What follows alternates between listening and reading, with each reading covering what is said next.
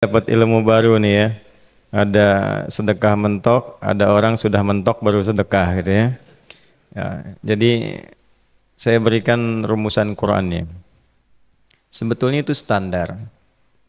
Yang paling standar di dalam ujian Allah kepada manusia supaya ada nilai rasa dalam diri kita bahwa kita itu punya Allah. Itu poin tertingginya. Nah, biasanya pada titik-titik tertentu oleh Allah itu dihilangkan semua potensi-potensi dari makhluk sehingga kita bisa merasakan kenikmatan langsung untuk berinteraksi dan mendapatkan anugerah dari Allah. Itu titik tertingginya. Sambil contoh begini. Nabi Zakaria itu yang paling viral di Al-Quran, salah satunya divonis oleh manusia tidak akan mungkin punya keturunan.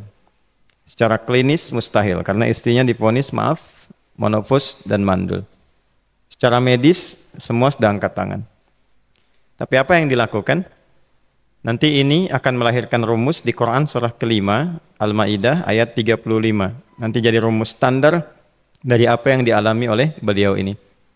Di titik itu beliau menangkap isyarat bahwa ketika manusia sudah mengatakan tidak mungkin, itu tanda awal dari Allah supaya kita langsung memohon kepadanya karena Allah ingin memberi tanpa perantara siapapun. Maka dilakukanlah kemudian solat. Solat itu dalam bahasa Arab, terjemahan kitanya artinya sesuatu yang tersambung, terkoneksi. Karena itu saat kita sedang solat, kita sedang menyambungkan diri kepada Allah. Anta'budallaha ka'annaka tarah. Kata Mas Ihsan tadi. Kita menyembah Allah dan kita merasa diawasi, dinilai oleh Allah. Maka dalam solat itu beliau meminta. Ya, permintaannya viral. Qala rabbi habli min ladunka dzurriyyatan thayyibah innaka sami'ud du'a. Bahasa bebasnya begini, ya Allah, semua memvonis aku tidak akan mungkin punya keturunan. Sekarang aku memohon kepadamu saja yang tidak punya batas dalam pemberian. Nah, sebelum ke sedekah dengan harta, Allah mengajarkan dulu sedekahlah dengan tubuh kita. Karena tidak semua orang boleh jadi memiliki harta, tapi semua orang punya potensi untuk menggerakkan tenaganya untuk meminta. Oleh karena itu diletakkan sebelum harta itu solat. Kenapa rukun Islam yang kedua solat, selanjutnya zakat? Karena tidak semua orang bisa mengeluarkan harta. Kalau tidak ada satu pun mentok di harta, maka gunakan tubuh kita untuk menunaikan solat. Itu rumus Nabi Zakaria. Maka beliau tunaikan di mihrabnya Maryam, minta ke Allah. Rumus kedua, sebut nama Allah, Asmaul Husna, sesuai kebutuhan kita. Jadi nggak harus 99. Misal, ini mau menuntut ilmu, sekolah, sebut ya Allah ya Alim, pemilik ilmu. Ada persoalan rizki yang ingin kita dapatkan, ya Allah ya Razak. Ada proyek, ada kegiatan yang kira-kira tantangannya tidak mudah, ya Allah ya Al-Fattah.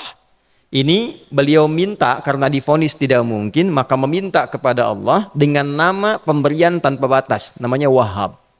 Disingkatnya Hab. Rabbi habli, ya Allah yang tak punya batas dalam pemberian, mereka memvonis aku punya batasan, maka mohon anugerahkan darimu saja. Jika padamu belum sempat juga terkabul, maka mohon tunjukkan kepadaku dengan cara apa lagi aku mesti meminta. Maka dalam situasi mentok itulah kemudian turun langsung jawaban. Fanadathul malaikatu wa huwa qa'imun yusalli fil mihrab annallaha yubashshiruka bi Yahya. Tolong garis bawah ini. Orang-orang yang langsung memiliki kesadaran saat di titik paling krusial, terendah, dan kita merasa tidak punya apa-apa, lalu ada kesadaran kita punya Allah dan meminta, itu seketika nggak ada sekat. Langsung dijawab. Seketika.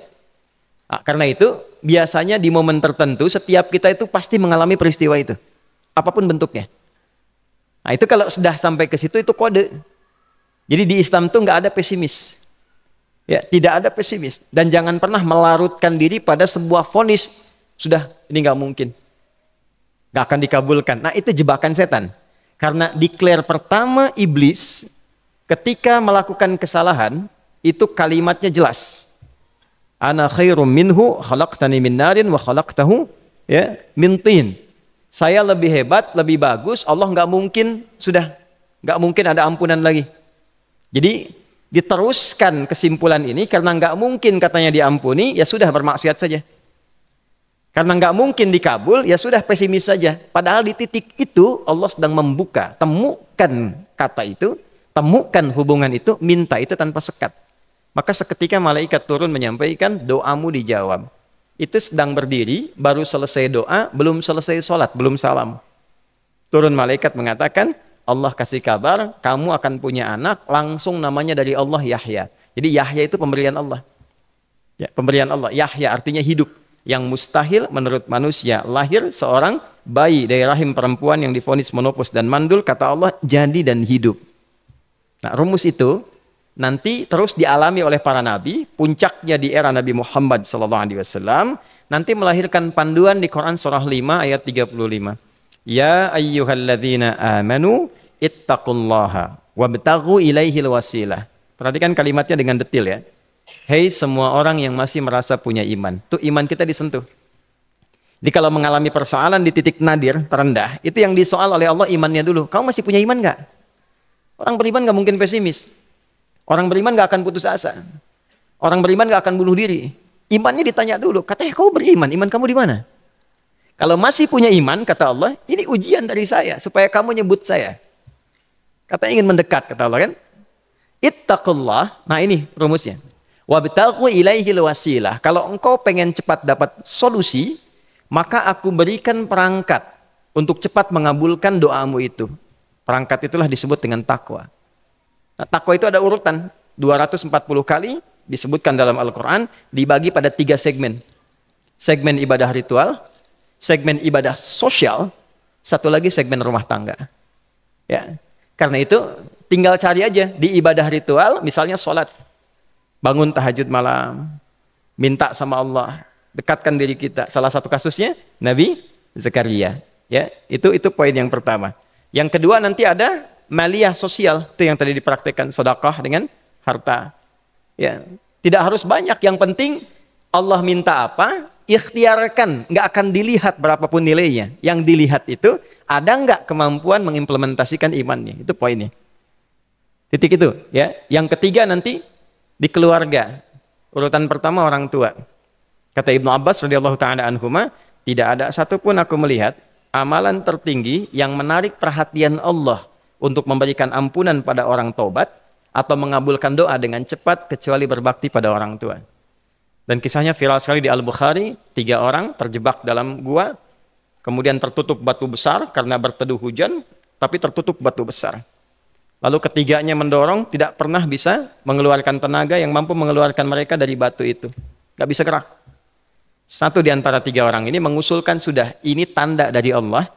Jangan gunakan kekuatan kita lagi, kita diminta menggunakan kekuatan yang Allah berikan. Coba kita cari amalan rumus takwa tadi. Satu di antara 3 itu mengatakan, ya Allah, saya punya seorang ibu.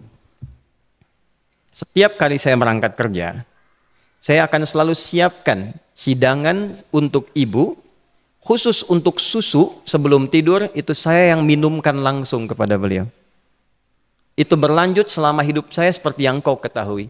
Satu kali, saya pulang dari kantor, dari pekerjaan, ibu saya sudah tertidur. Sementara susu belum diminum. Dan kami putuskan tidak ada yang berani menyentuh susu dan minuman makanan kecuali ibu terlebih dahulu. Maka saya putuskan memegang nampan susu di samping ibu yang tertidur dan menunggu beliau bangun. Tiba beliau bangun tengah malam, saya berikan susunya tanpa saya katakan saya telah menunggu cukup lama untuk memberikan susu itu. Ibunya nggak dibangunkan, dibiarkan istirahat dengan nyaman, begitu bangun diberikan susu tanpa komen sedikit pun. Nggak bilang, mas sebetulnya udah lama tadi nungguin ya. Langsung diberikan. Seketika ibu senang istirahat dan lalu mengatakan pria ini, ya Allah, jika engkau ridha dengan amalku ini, maka mohon bebaskan kami dari kungkungan batu ini. Lalu ketiganya berikhtiar mendorong, yang tadinya tidak punya kekuatan, seketika batu itu menggelinding dan membebaskan 3 orang itu. Nah itu persegi dalil yang sebetulnya jadi pedoman hidup. Dalil itu kan pedoman bahasa Arabnya. Pedoman berkehidupan. Kita di Islam itu lengkap.